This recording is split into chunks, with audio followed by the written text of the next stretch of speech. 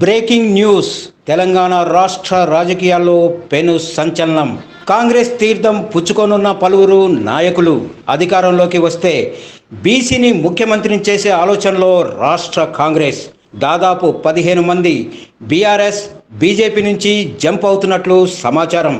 ఒక మంత్రి కూడా కాంగ్రెస్లో జాయిన్ అవుతున్నాడని తెలుస్తోంది. ప్రముఖ పొలిటికల్ కన్సల్టెన్సీ ఆధ్వర్యంలో చేరికలకు స్కెచ్. కర్ణాటక అసెంబ్లీ ఎన్నికల ఫలితాలు తెలంగాణ రాష్ట్రంలో విపరీత ప్రభావం చూపుతోంది. ఎవరు ఊహించని విధంగా రాజకీయ సమీకరణలు మారుతున్నాయి.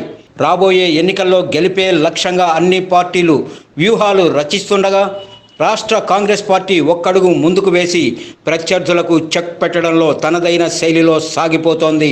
దీనికి కారణం కర్ణాటకలో ఆ పార్టీ చిరస్మరణీయ విజయం సాధించి అధికార పగ్గాలు చేపట్టడమే అన్నది నిర్విధాంశం.